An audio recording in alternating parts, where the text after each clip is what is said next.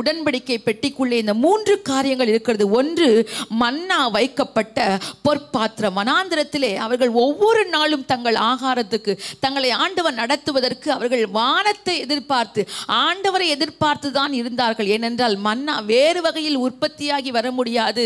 அது ஆண்டவர் கொடுத்தால் தான் அது அவர்களை நோக்கி வர வேண்டும். அப்படியானால் அதை நினைவுபடுத்தும்படியாக 40 வருஷம் ஆண்டவரே தம்முடைய கையினால் வானத்தின் மன்னாவை கொடுத்து போஷித்தார் என்பதை நினைவுபடுத்தும்படி மன்னா வைக்கப்பட்ட பொற்பாத்திரம் இருந்தது. இன்றைக்கு நமக்கு விரோதமாய் வருகிறதான சூழ்நிலைகள், எதிர் வல்லமைகள், இவைகளை மேற்கொள்ள நமக்கு ஆண்டவர் நல்ல ஒரு உடன்படிக்கை பெட்டியாக அவர் நம்மோடு கூட வருகிறார். அவர் மன்னா வைக்கப்பட்ட பொற்பாத்திரம் போல தேவ நடத்துதல், ஆண்டவரை சார்ந்து வாழுகிற வாழ்க்கை. ஆண்டவரை ஒவ்வொரு நாளும் எனக்கு எதிரே இருக்கிற காரியங்களை சந்திக்க ஆண்டவரை நான் உண்மையே நம்பி இருக்கிறேன் என்ற நம்பிக்கை தான் அந்த மன்னா வைக்கப்பட்ட பொற்பாத்திரத்துக்கு அடையாளமாக இருக்கிறது. அடுத்த வார்த்தை பாருங்கள். ஆரோனுடைய தளிர்த்த கோல் அதற்குள்ளே வைக்கப்பட்டிருக்கிறது. ஆரோன் யார்? கர்த்தரால் அபிஷேகம் பண்ணப்பட்டவர்கள் என்ற ஒரு தர்க்கம் உண்டான போது 12 கோல்கள் அங்கே கர்த்தருடைய சமூகத்தில் வைக்கப்பட்டது. கர்த்தர் தெரிந்தெடுத்த ஆரோனுடைய கோல் மாத்திரம் அது தளிர்த்து அது வாதுமை பழங்களை கொடுத்து கர்த்தர் ஆரோனை ஏற்படுத்தி வைத்தார் என்று அன்றைக்கு சாட்சியாக விளங்க பண்ணினது அந்த கோல் அந்த உடன்படிக்கை பெட்டிக்குள் இருந்தது.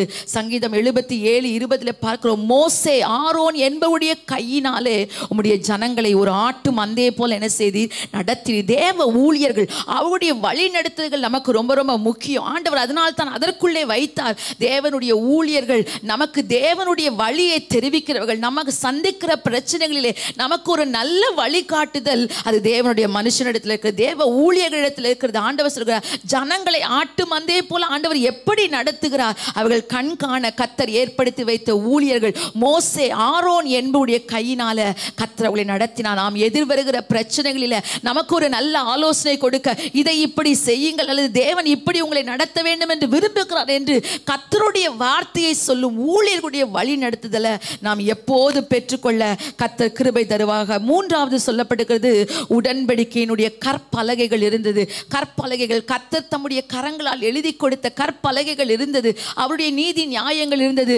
இன்றைக்கு ஆண்டவர் நம்ம எல்லாருடைய கைகளிலும் அவருடைய சட்ட திட்டங்களான வேத புஸ்தகத்தை ஆண்டவர் நம்முடைய கைகளிலே கொடுத்திருக்கிறார். அவர் சொல்லுகிறார், நான் பிரயோஜனமாய் இருக்கிறத உனக்கு போதித்து நீ நடக்க வேண்டிய வழியிலே உன்னை நடத்துகிற தேவன் நான் என்று கர்த்தருடைய வார்த்தை. ஒவ்வொரு நாளையும் யோசித்து பாருங்கள். நாம் எதிர்நோக்குகிற பிரச்சனைகள் நடுவில் இந்த 3 காரியங்களும் தேவ பிரசனத்துக்கு தேவ வழிநடத்துதலுக்கு ஒரு அடையாளமாக இருக்கிறது.